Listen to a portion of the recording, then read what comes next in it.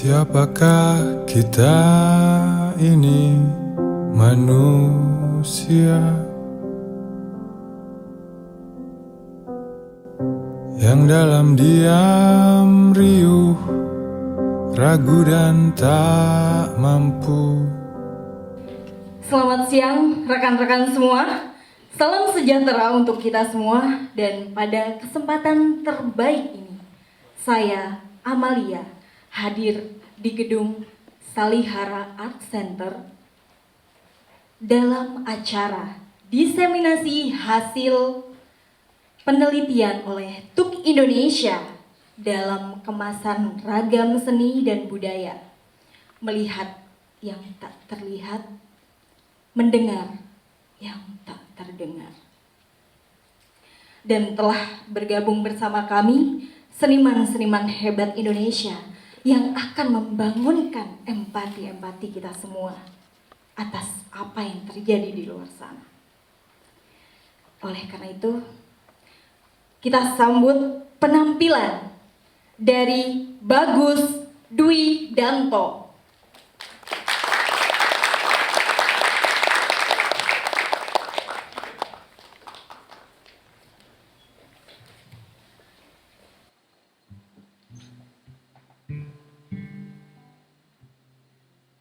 Kita tuan pada masing-masing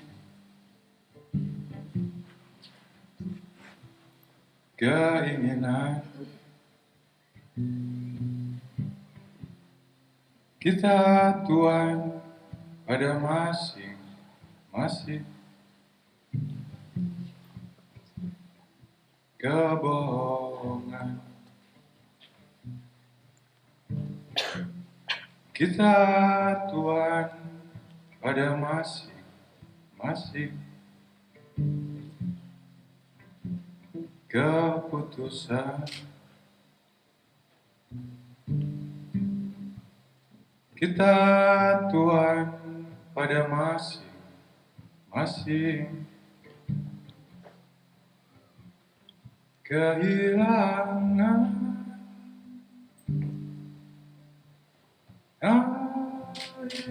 Air mata, kenapa kau menangis? Air mata, kenapa kau menangis? Kita tuan pada masing-masing kesalahan.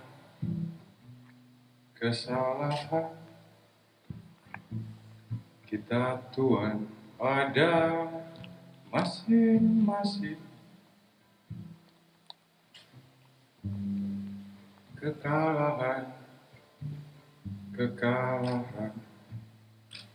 Kita tuan pada masing-masing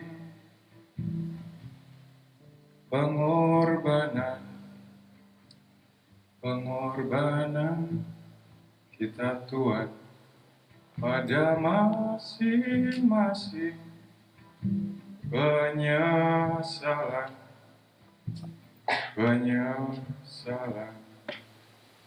Air mata, kenapa kau harus menangis? Air mata, kenapa kau harus menangis? Air mata, kenapa kau harus menangis? Air mata, kenapa kau harus menangis? Lihat di hati kita, di hati kita, siapa yang mati, siapa yang mati, siapa yang mati. Di hati kita, di hati kita, di hati kita. Lihat siapa yang mati, siapa yang mati, siapa yang mati, siapa yang mati, siapa yang mati, siapa yang mati, siapa yang mati.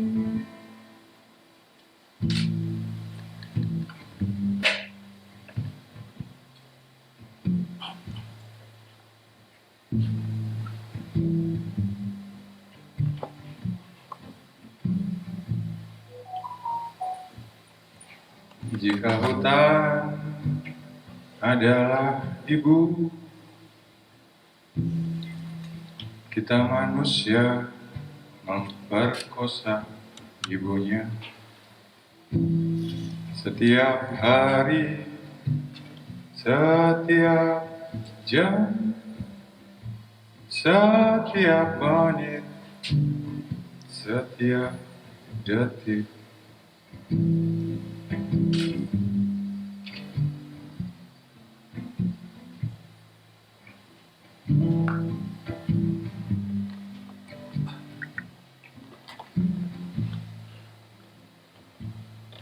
Jika sungai adalah ibu, kita manusia memperkosa ibunya. Setiap hari, setiap jam, setiap menit, setiap detik.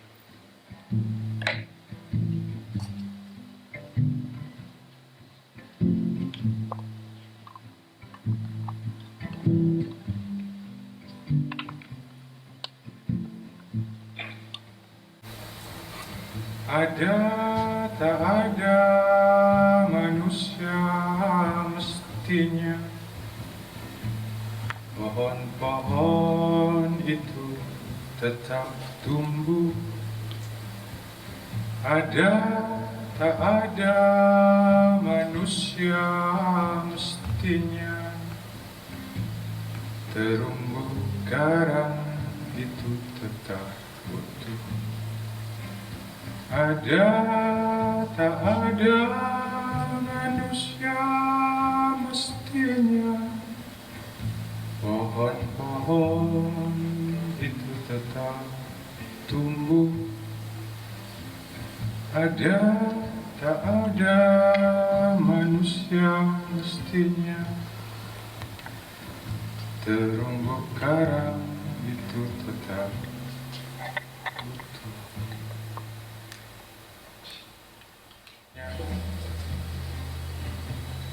Sebelum membawa hidangan makan malam bagi keluarganya,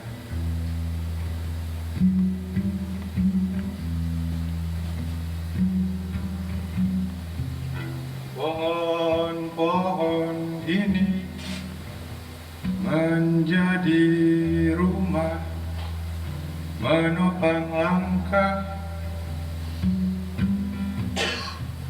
meruangkan segala gembira dan keluh kesah.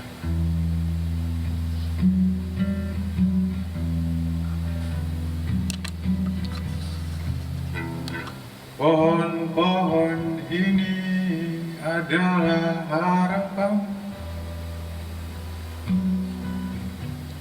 yang berkumpul menjaga masa depan, menjaga kehidupan.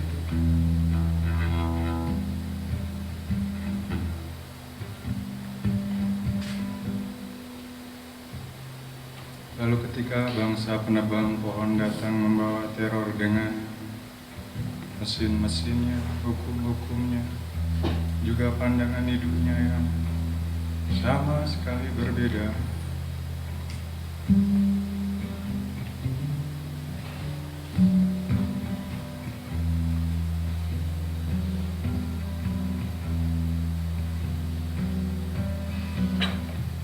Ketika saat itu waktu tiba, pohon-pohon ini akan tetap berdiri tegak di topang tangan-tangan yang dari mulutnya tak henti mengalunkan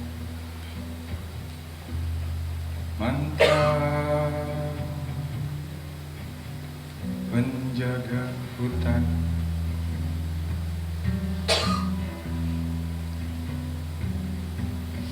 Oh, mantra penjaga hutan.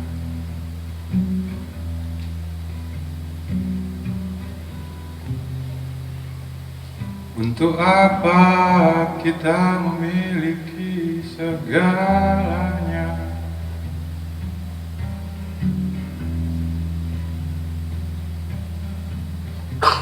Hidup hanya sebentar, ambil secukupnya, sisakan untuk yang lain. Untuk apa kita memiliki segalanya?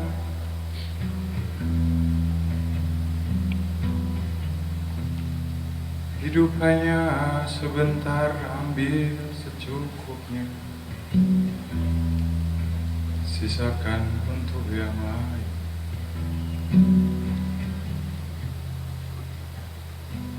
Sisakan untuk yang lain.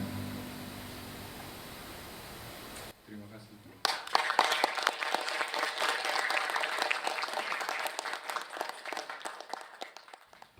Pidato El Banditos menjelang 2024.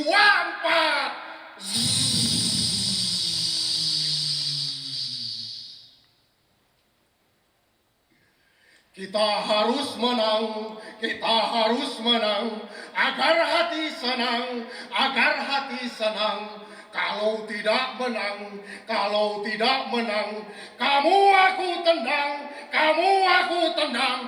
Anjing, anjing, anjing. Kita harus menang, kita harus menang, agar hati senang, agar hati senang. Kalau tidak menang, kalau tidak menang, kamu aku tendang, kamu aku tendang. Anjing, anjing, anjing.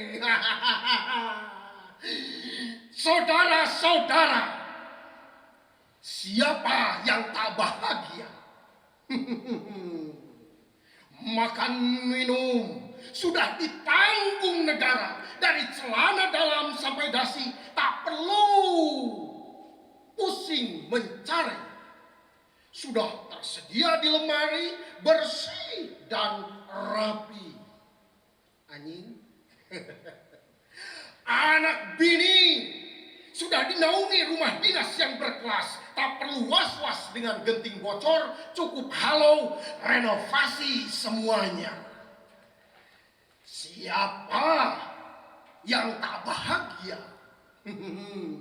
Mobil disiapkan, standby pengawalan, teks pidato ada yang membuatkan setiap kita melakukan kunjungan. Kita nih disambut meriah berbagai kesenian, dinaungi, dikalungi bunga kehormatan. Anjing. Jadi tunggu apa lagi? Jadilah bagian dari syukuran ini, sebab kita teramini ilahi. Alhamdulillah. Syukron. Misalkan saudara-saudara, Anda semua ketahuan selingkuh, gampang, anjing. Apalagi ketahuan korupsi, tenang saja, anjing. Gampang saja. Banyak jurus untuk menangkisnya. Jurus pertama. Jeng.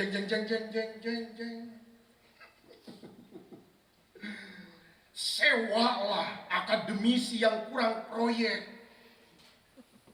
Iming-imingi pengabdian pada masyarakat, sebab tugas mereka tertera dalam Tridharma perguruan tinggi.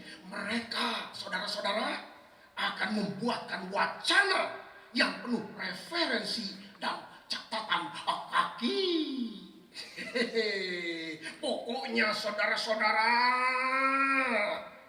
hasilnya mantap, akan dibela kampus bergengsi. Dan kan? Jurus kedua. Jeng jeng jeng jeng jeng jeng. Besarkan wartawan cetak dan online atau TV. Bila perlu, kita menyimpan saham di sana, atau bahkan usahakan kita punya sendiri medianya. Sebab saudara-saudara, tangan wartawan seperti tangan malaikat, mengekalkan berita, menggiring opini massa, namun harus sabar, sabar dan sabar. Sebab mereka dituntut objektif dan sesuai fakta. Jurnalisme tak bisa langsung memihak, tapi ingat baik-baik kerja mereka. Kerja mereka seperti langkah kuda, lurus lalu belok. Tak usah ditanya mereka ada di pihak siapa, pastilah ada di pihak kita. Anjing. Atau saudara-saudara, bila ada dari kalian yang terbiasa ngonten,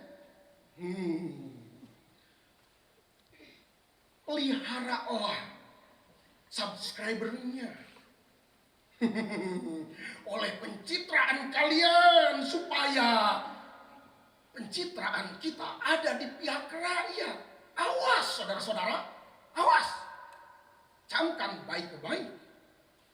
Kameramen dan editor perlu dibayar mahal, karena angle saudara ditentukan oleh mereka.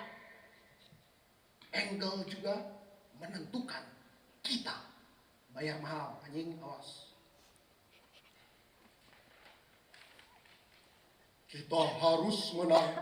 Kita harus menang. Agar hati senang, agar hati senang. Kalau tidak menang, kalau tidak menang, kamu aku tendang, kamu aku tendang. Anjing, anjing, anjing, anjing, anjing, anjing, anjing, anjing, anjing. Saudara-saudara, sayang-sayanglah pada komunitas yang banyak bercokol seniman-seniman. Sebab itu jurus ketiga, jurus sakti para raja. Nah, saudara-saudara, seniman-seniman ini kerjanya pakai perasaan. Oleh karena itu raih hatinya. Hei, ingat baik-baik. Tidak setiap urusan dapat diselesaikan dengan uang. Sering-sering kirim parsel lebaran untuk yang tua. Nah, untuk yang muda, siapkan wifi dan kuota sebesar yang mereka butuhkan. Fasilitasi keviralan mereka, ya? Dan kunjungi mereka tanpa ajudan, perlakukan mereka sebagai teman. Insya Allah kita akan digampangkan semuanya. Tak perlu kita ACC semua proposal mereka. Cukup 1 atau 2 kali seumur hidupnya yang diberikan perayaan peraih hibah budaya, sertifikat dan pelekat yang istimewa di hotel berbintang 5. Amplop 100 juta cukup, yang lebih. Insya Allah saudara-saudara, sampai hayat kita tidak akan dilupakannya, terupgrade, terabadikan dalam karyanya. Tapi saudara-saudara, jurus ketiga ini jarang dilakukan di daerah, sebab ini strategi tingkat tinggi, belum banyak dimengerti. Jurus keempat, jeng jeng jeng jeng jeng. Tentu saja bangunkan masjid yang indah dengan arsitektur lokal pret. Dengarkan dauh ulama dan sayangi anak yatim, karena di situ saudara-saudara ada muatan agama. Hei, dalam agama tolak ukurnya keyakinan. Dalam keyakinan saudara-saudara, darah dan nyawa gampang diobrolnya. Bahkan tak perlu kita minta, akan ada banyak relawan surga. Amin ya robbal alamin. Nah, saudara-saudara, di sana pula tabungan akhirat kita. Di sana pula kita dapat legitimasi ketuhanan, dan citra kita akan terasa agamis dan humanis. Pakai son. Siapa yang tak bahagia? 4 jurus bila diamalkan akan sejahtera di dunia. Masalah akhirat nanti tobatan nasuha. Bisa dipenjara atau sebelum dicabut nyawa. Pintar. Kita harus menang agar hati senang. Kalau tidak menang, kamu aku tendang. Anjing.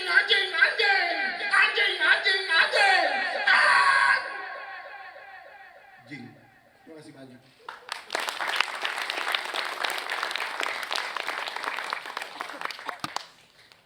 Pagi yang indah,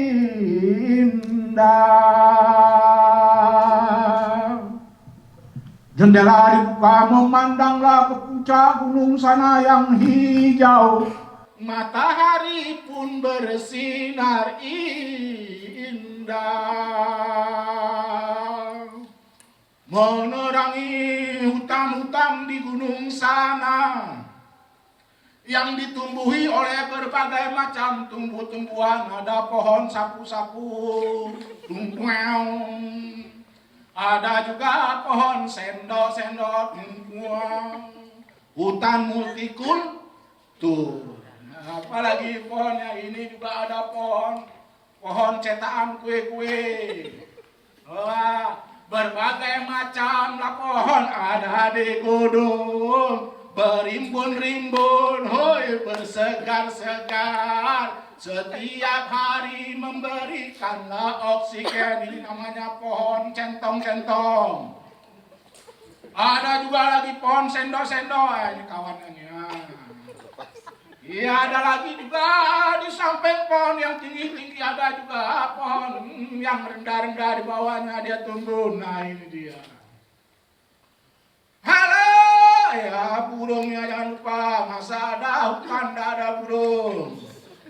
Ya, ini burungnya. Gedeng, tung. Palanya sana. Iya. Jepit batu-batu saya. Teman-teman semua, pada suatu hari di hutan rimba sana terdengarlah suara gemuruh di langit-langit.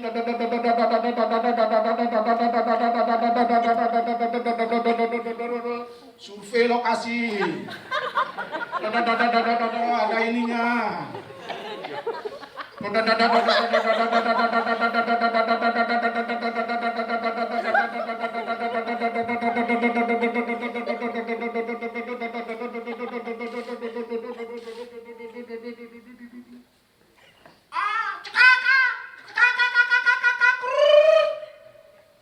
Artinya, kawan-kawan gawat nih, kawan-kawan. Bencana bakal datang. Nah, itu terjemahannya ya. Kalau nggak percaya tanya aja sama burung.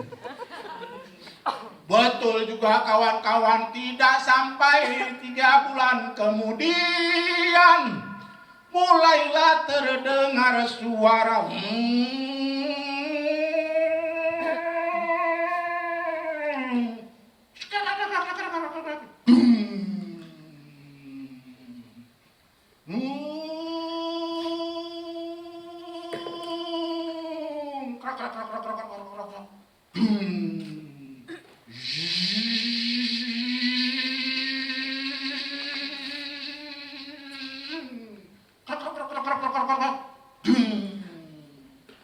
Hewan-hewan pun pada sengsara.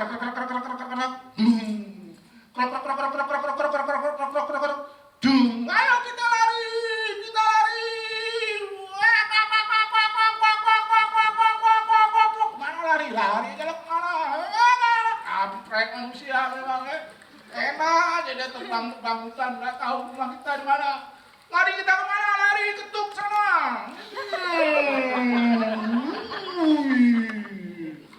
Kawan-kawan semua, singkat cerita, hutan yang telah tumbuh selama berabad-abad. Susah kali masuknya.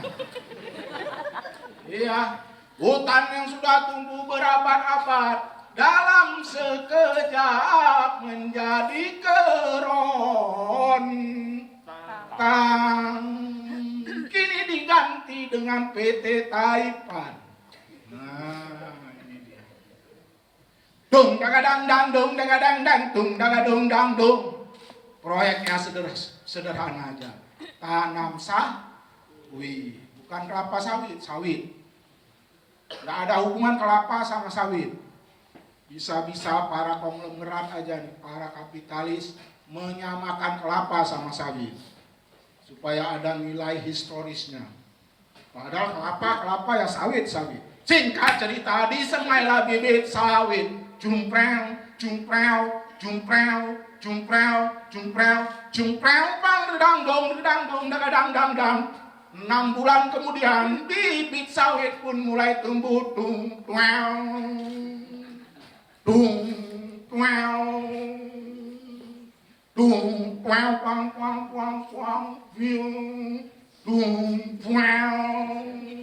masuk berjuta-juta hektar pohon sawit dari provinsi Aceh sampai Papua. Miliaran triliun sudah keuntungan negara Republik Indonesia, keuntungan yang nggak pernah saya dapat. Nggak tahu penonton apa dapat atau enggak. Kawan-kawan, usia bibit sawit sudah 3 bulan. Disiramlah,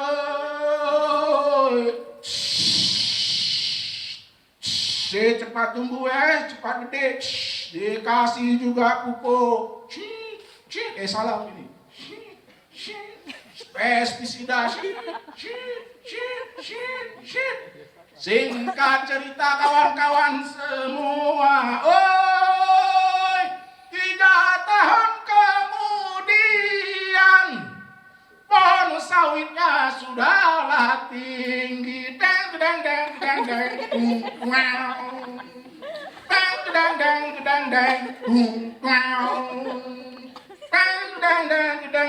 Habis stoknya cuma 2. 3 tahun kemudian, pohon sawit telah mulai berbunga. Setelah berbunga, mulailah berbuah. Buahnya banyak, berondong-rondong. Inilah buah, si buah sawit. Pokoknya ada brontol-brontolnya, juga buah sawit. Ini juga buahnya, banyak sekali.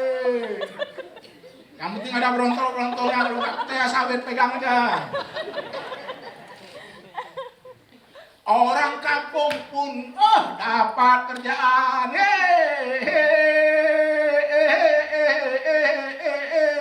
Petik sawit. Kerja. Mana petik sawit? Colok. Susah, ada tangan. Masuk.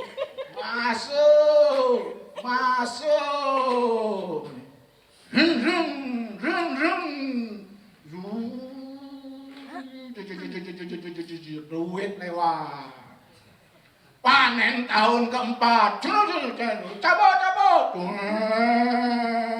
Duit lewat.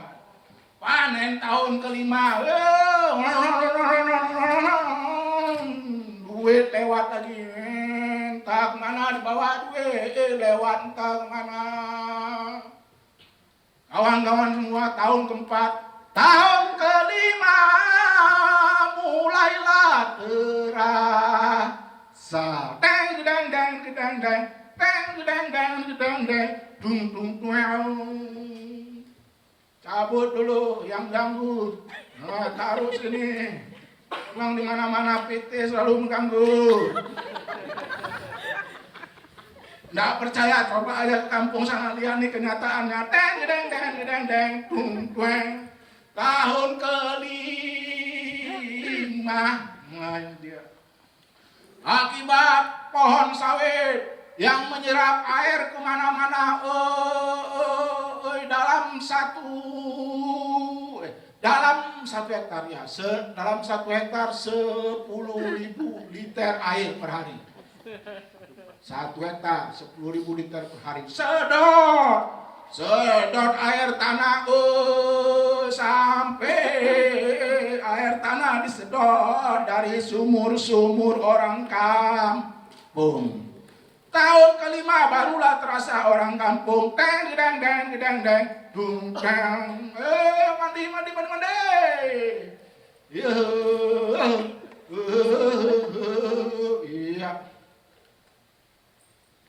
Ayo mandi di sumur. Ini dia. Iya. Turunkan mandi. Wah, masih enak. Segar. Tahun ke-6 copot dia. Tahun ke-6 mandi lagi, ambil air sumur, yang satu copot yang lain. Memang selalu PT di mana-mana bikin masalah. Yang untung dia juga yang bikin masalah, yang ketimpa masalah orang kampung juga. Masuk lagi air di sumur,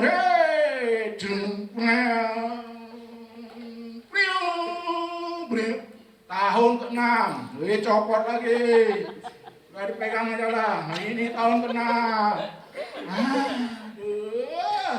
mandi lagi,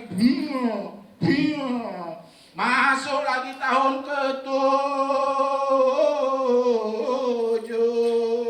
angkut tahun ke-7 udah segini aja. Ini semua gara-gara PT Taipan. Kita mau mandi pun air udah nggak ada lagi. Masuk lagi sumur cit. Masuk terakhir tahun ke-7. Deng dung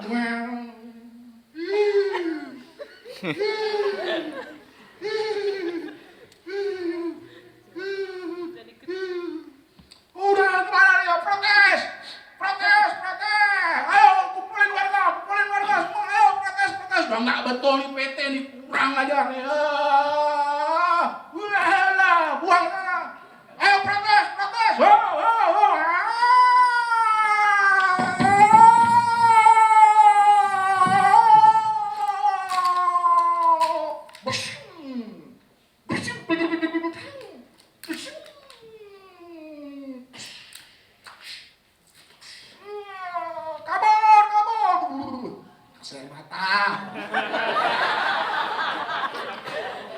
Capek saya nggak ada yang respon.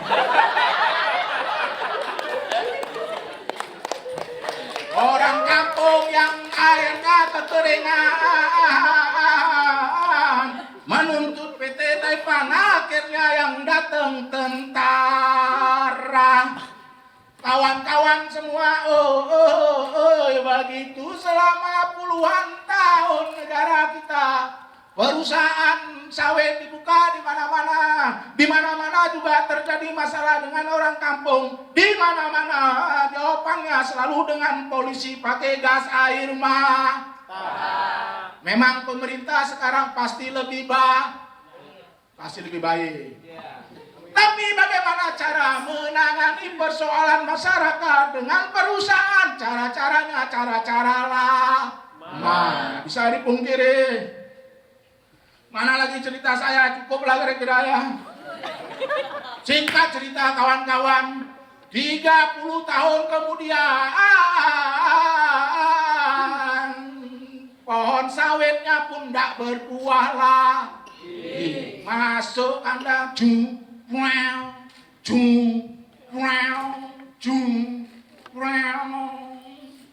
tinggallah hutan yang tak ada pohon, kering kerontang selama puluhan tahun, mungkin juga ratusan tahun.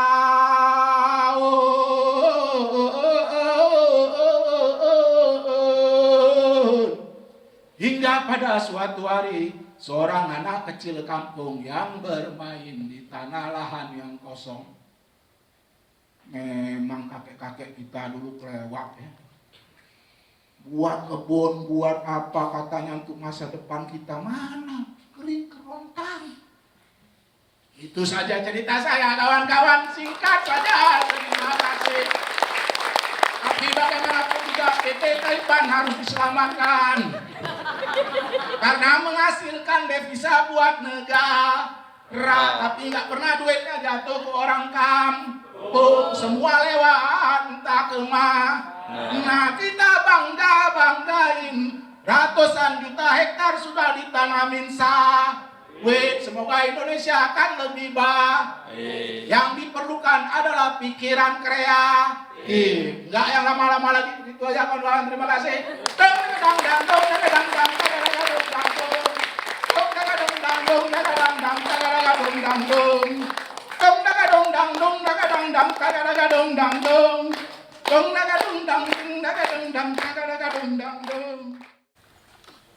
Platform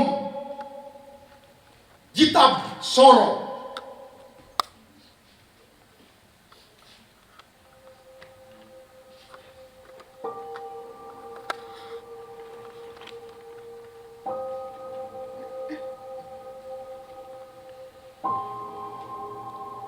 Bagian pengantar Sabda Dewa Bocor Deras.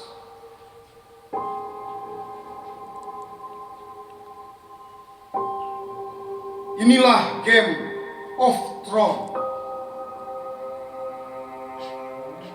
Untuk kalian yang doyan intrik perang, kita berkaca dalam sengketa, cilaka, atau juara.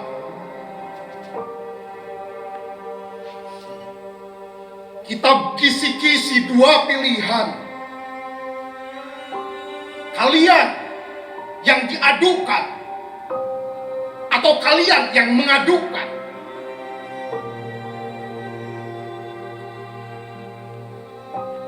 Wayang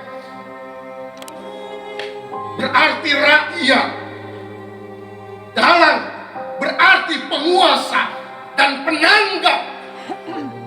Ialah Taipan yang ada di belakangnya bersama isme monarki atau demokrasi.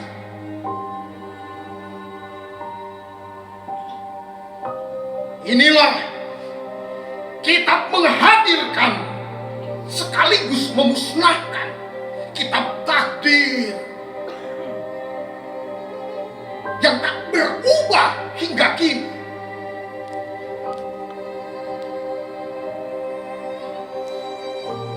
Bagian 7, bab orang-orang yang terdampak baunya saja, semisal sawit dan tanah untuk rakyat. Jauh sebelum tragedi Kurusetra, ketika Pandawa terusir dari Hastinapura, kemudian Pandawa membabat hutan untuk membangun istananya. Siapakah yang cilaka di sana? Ya, mereka yang tak tertulis kesuciannya adalah dedemit raksasa yang lebih dulu bermukim di sana, yang terpaksa harus bungkam, berserah jiwa raga, bahkan tanahnya pun diserahkan juga. Alih-alih Pandawa mensejahterakan rakyatnya, raksasa justru menjadi kuli dan kemudian ditumbalkan di medan laga Kurusetra, atau dalam kata lain, rakyat yang tak tercatatkan dalam sejarah, yang setiap 5 tahun sekali jadi objek lumbung suara, hanya jadi kuli, atau lebih edannya lagi, mereka tersingkir dari tanah ulayat mereka sendiri demi pemanfaatan, demi kesejahteraan, demi negara makmur Lok Cinawi. Semisal sawit untuk bla lapangan kerja, rakyat pekerja justru celaka, tak memiliki apa-apa untuk anak cucunya. Takdir penguasa tidak lebih dari kepanjangan pengusaha yang mempertaruhkan uang, sedang takdir jelata selalu untuk rakyat jelata. Hidup tanah untuk Pandawa, tanah yang diambil penguasa untuk para pengusaha. Bagian 9, penggalan pidato kebangsaan Patih Sengkuni di negeri layar celuh.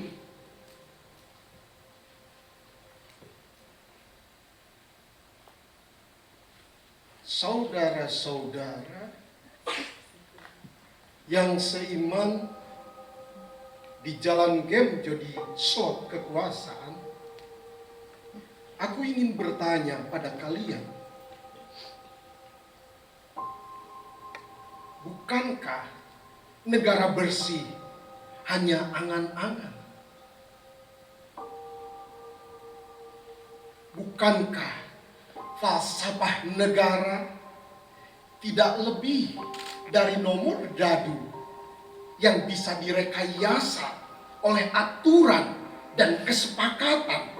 Bahkan soal kematian bisa diskenariokan.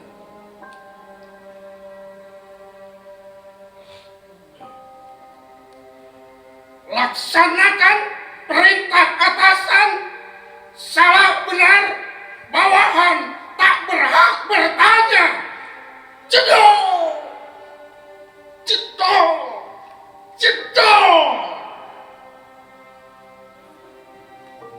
Lumrah bukan? Karena zaman ini, saat ini, hukum penguasa menduduki takhta dari dinamika proposal dan restu pemodal atau ditugaskan ketua partai. Lantas kita akan berbicara kedaulatan dari sisi mana? Sudahkah kita memeriksa kedaulatan penguasa yang tak mau menjual kedaulatan mentalnya? Jangan sampai terkecoh oleh ucapan dan seragam yang mengaku paling nasionalis, agamis, tapi hati taubahnya seperti raksasa yang kahar memakan rakyatnya. Saudara-saudara, yang seiman di jalan game judi slot kekuasaan.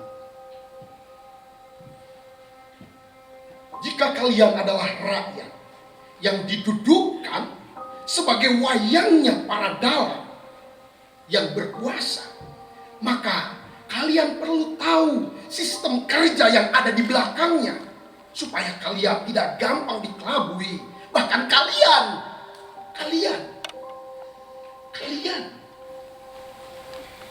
bisa mempraktikkan ilmunya sendiri.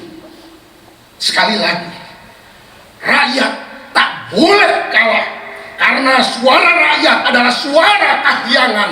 Vox populi, vox dei. Camkan baik-baik. Sistem oligarki sengkuni yang saya ajarkan pada mereka adalah sistem kerja pergelaran wayang. Jika ada wayang, pasti ada dalang. Karena tugas dalang mengadu tarungkan sesama wayang demi sebuah pesan kebaikan. Tapi dalang, saudara-saudara, bukan segalanya. Kita harus sadar bahwa dalang-dalang pun akan tunduk pada cerita yang dituliskan. Apalagi pada dalang saweran, hidup dari undangan pementasan, dan ceritanya bisa dipesan oleh pemilik uang. Jadi saudara-saudara, sistem tipu-tipu oligarki sengkuni ini sejatinya ada di balik layar, di dalam ruang runding dalang dan pemesan. Kalau kalian sudah paham soal itu, maka kita ada dalam satu suara. Penguasa dan rakyat bersama-sama menjalankan praktik tipu-tipu di bawah bendera revolusi oligarki sengkuni. Percayalah saudara-saudara, rumus saling tipu adalah tak ada yang tertipu. Hidup rakyat menipu. Hidup rakyat menipu.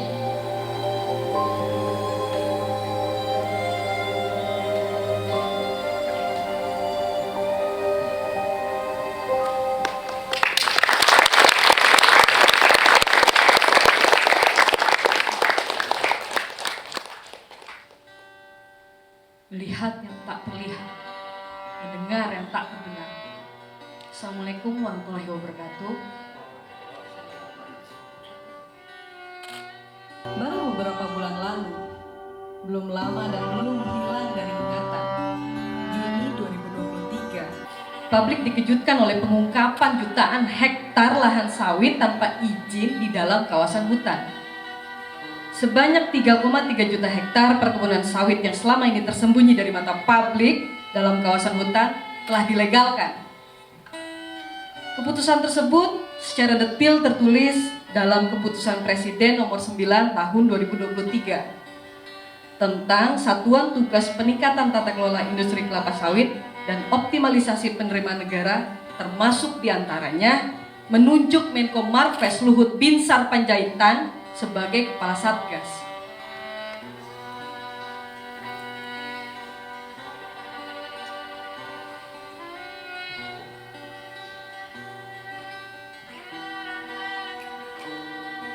Fakta di atas menunjukkan besarnya kepentingan perkebunan sawit di Indonesia.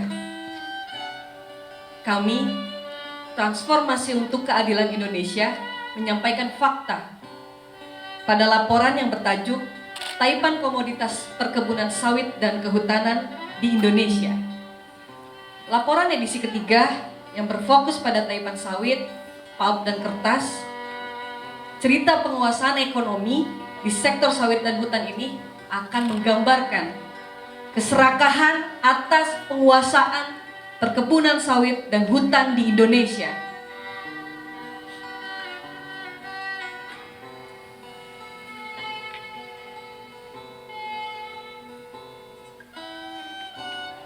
pada tahun 2021 kita bisa menggambarkan betapa luasnya perkebunan kelapa sawit di Indonesia yang mencapai 15 juta hektar, hampir sebanding dengan luas Tunisia. Selama periode 2017 hingga 2021, kita menyaksikan peningkatan yang mengesankan sebesar 2,7 juta hektar, setara dengan ukuran Albania. 3 provinsi utama yang mendominasi dalam hal perkebunan sawit adalah Riau, Kalimantan Barat, dan Kalimantan Tengah. Masing-masing memiliki lahan seluas 2,9 juta hektar, 2,07 juta hektar, dan 2,05 juta hektar. Data yang juga mencolok adalah Kalimantan Tengah yang mengalami peningkatan terbesar sejak 2017 dengan tambahan lahan seluas 821.000 hektar, setara dengan luas Puerto Rico. Ini diikuti oleh Kalimantan Barat dengan penambahan 572.000 hektar dan Riau 379.000 hektar. Tak kalah signifikan, peningkatan juga tercatat di Kalimantan Timur 360.000 hektar dan Jambi 334.000 hektar.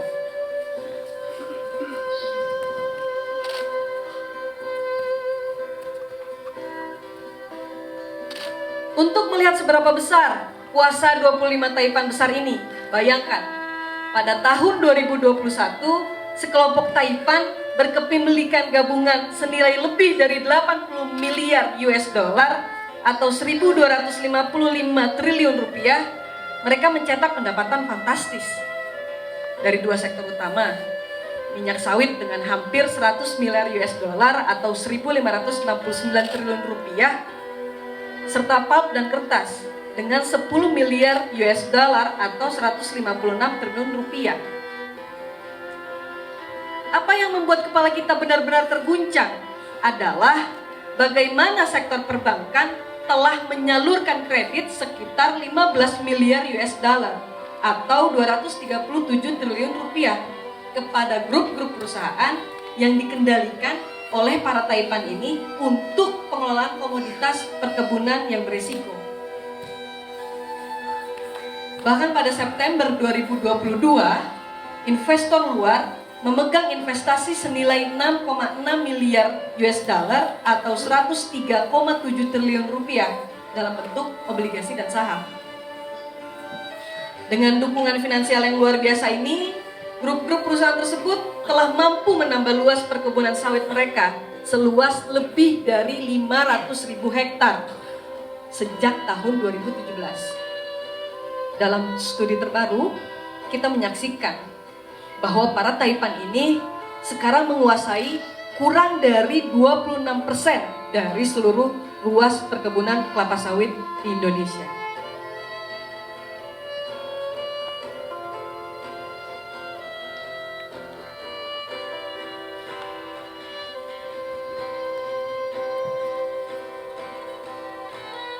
Untuk melihat seberapa luas penguasaan lahan para taipan ini, bayangkan, lahan sawit yang ditanami oleh 25 taipan ini seluas 3,9 juta hektar, hampir sebesar seluruh provinsi Sumatera Barat. Tetapi ini yang lebih menyenangkan, mengejutkan. Para taipan dari grup Sinarmas dan Royal Golden Eagle tidak hanya bermain pada sektor perkebunan sawit.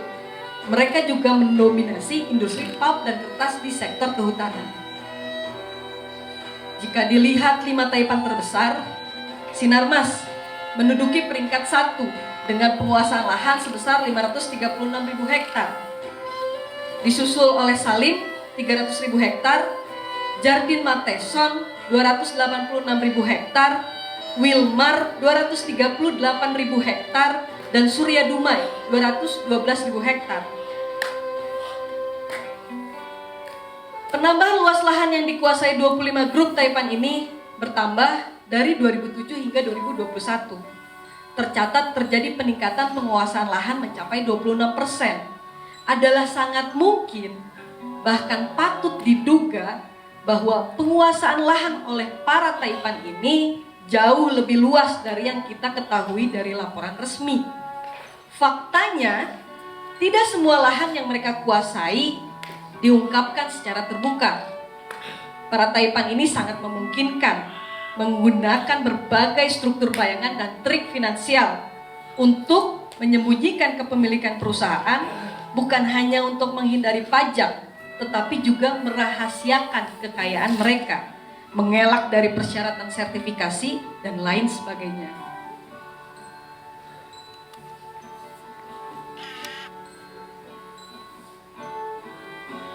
Dalam menjalankan operasinya, para Taipan besar ini mengelola modal yang begitu besar, sehingga bisa membuat kita terpukau.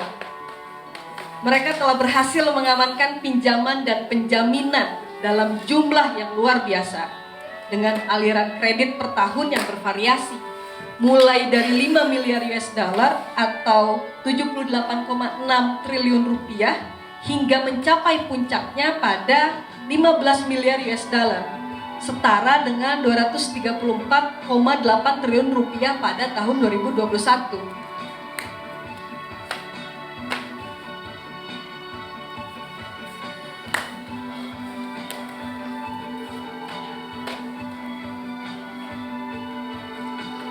Jika kita melihat periode 6 tahun terakhir, dari 2017 hingga 2022, kita akan menemukan bahwa Sinarmas mendominasi dengan kredit sebesar 25,5 miliar US dollar atau 400,9 triliun rupiah, diikuti oleh Royal Golden Eagle dengan 7,3 miliar US dollar atau 114,7 triliun rupiah, dan Salim dengan 3,4 miliar US dollar atau 53,4 triliun rupiah. Angka-angka ini adalah sebuah cerminan dari kekuatan finansial yang tak terbayangkan.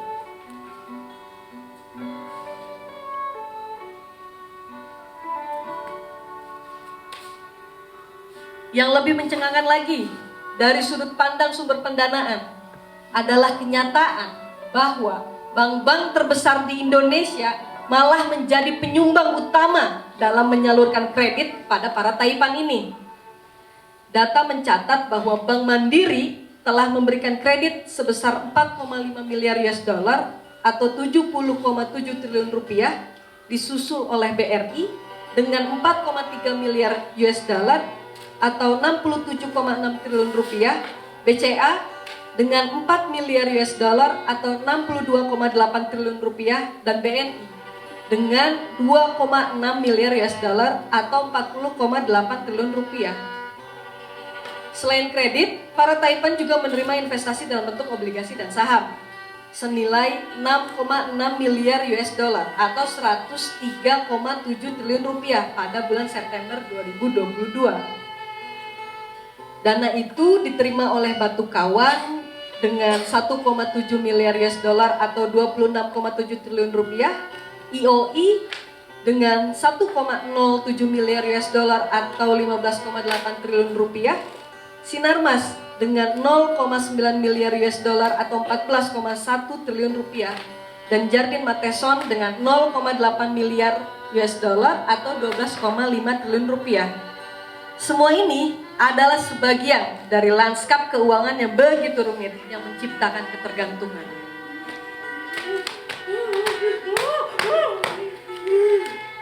Ternyata, jika kita melihat dari sisi investor, para Taipan ini mendapat dukungan besar dari Malaysia dan Amerika.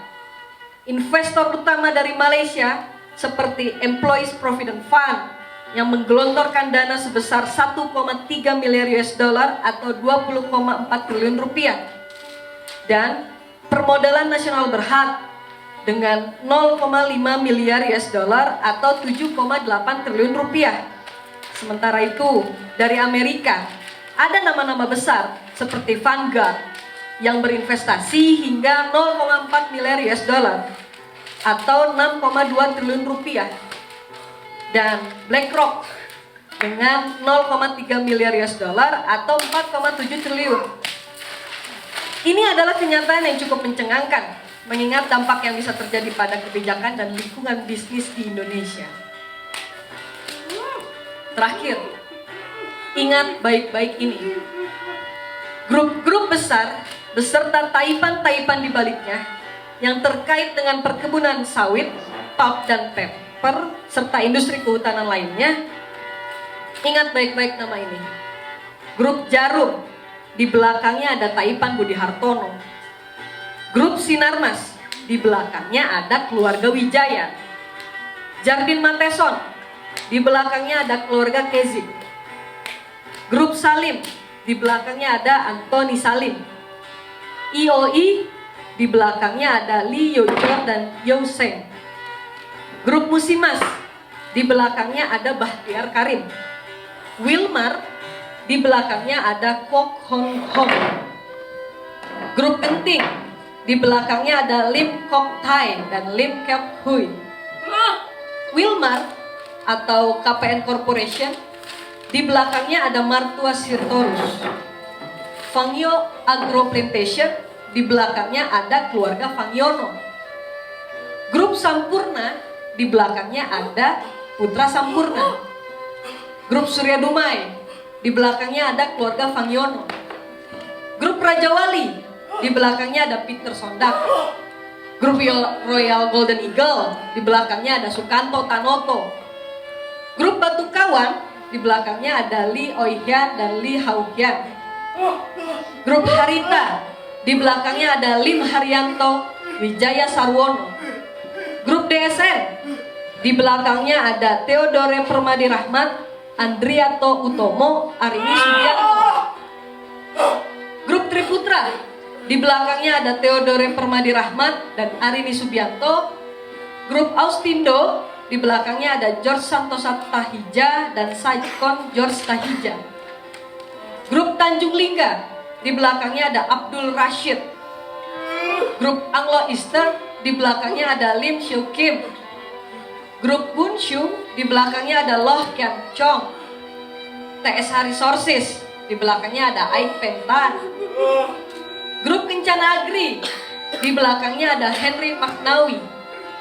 Grup Carson Cumberbatch, di belakangnya ada keluarga grup Selvantan. Grup Sungai Budi, di belakangnya ada Widarto. Di puncaknya, kita memiliki Budi Hartono yang kekayaannya sebagian besar bersumber dari BCA di Indonesia. Di urutan kedua, ada keluarga Wijaya yang memimpin kerajaan bisnis Sinarmas dengan dominasi dalam beragam sektor. Sementara itu, di posisi ketiga, ada keluarga Kezik dari Skotlandia yang kekayaannya berkembang melalui investasi dan perdagangan dengan Cina dan negara-negara penting di Asia melalui Jardin Mateson yang berbasis di Hong Kong. Dan melengkapi empat besar ini adalah Anthony Salim dengan jejak bisnis yang mencakup Indonesia dan Filipina.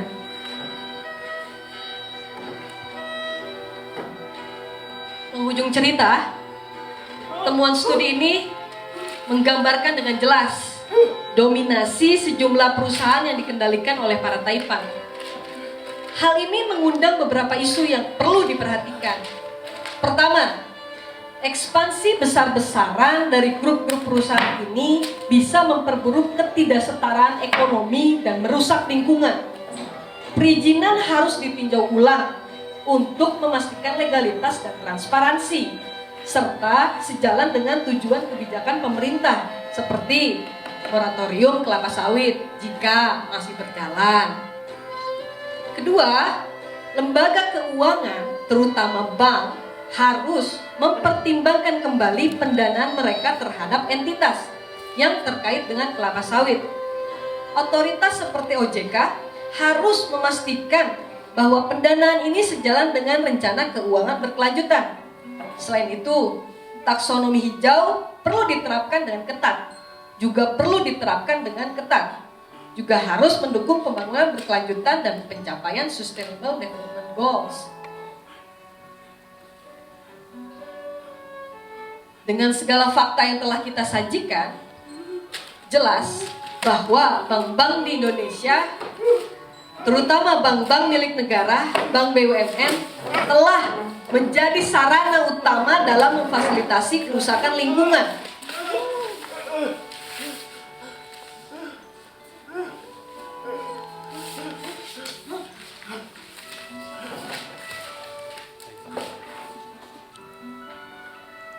Dampaknya menciptakan kerugian besar bagi negara, masyarakat, dan lingkungan.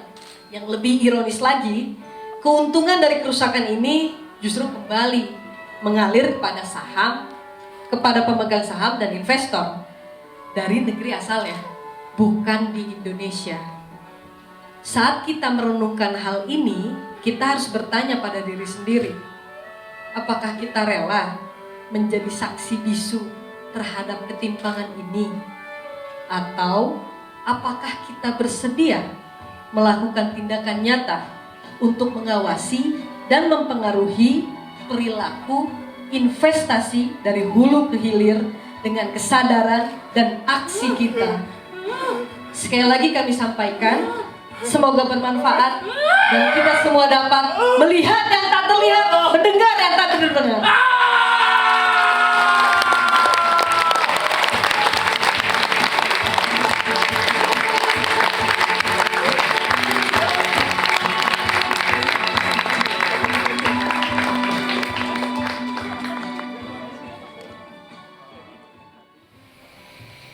Siapakah kita ini manusia?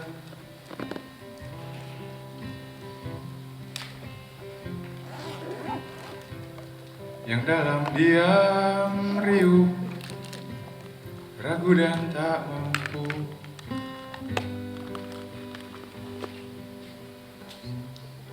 Ada rahasia, tidak rahasia.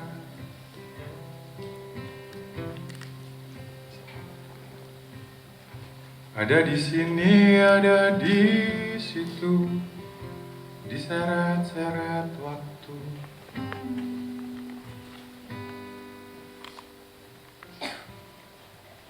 Kita berjalan saja masih terus berjalan, meskipun kita tak tahu berapa jauh jalan ini nanti, dan kita tak juga rela tunduk pada jarak, dan kita tak juga rela tunduk pada jarak. Kita berjalan saja masih selalu berjalan, meskipun kita tak kunjung tahu ujung jalan ini, dan kita tak juga akan terhenti, selalu berjalan, dan kita tak juga akan terhenti, selalu berjalan.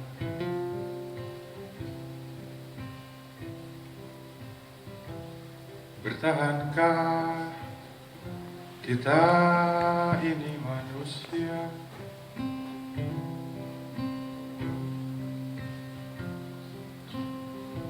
Yang dalam riang ringkih, rumit dan terhimpit,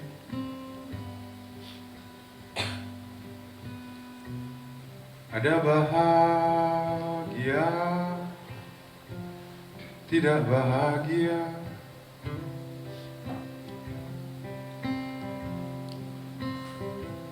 Ada di sini, ada di sana, ditikam-tikam rasa.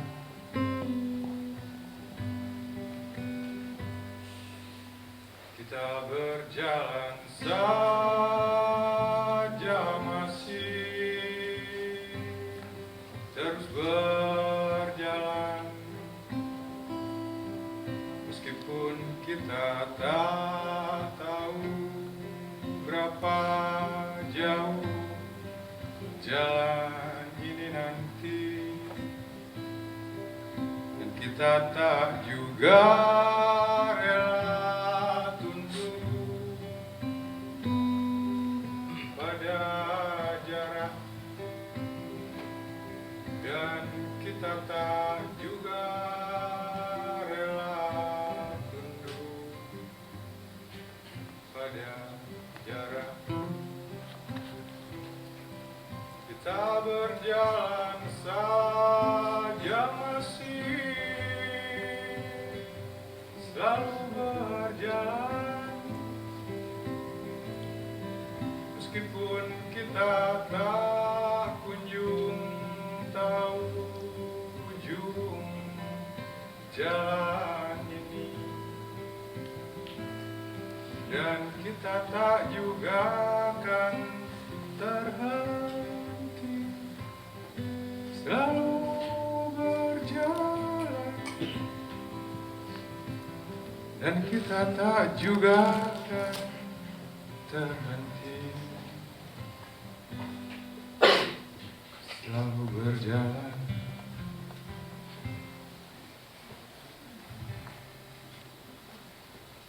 Terima kasih.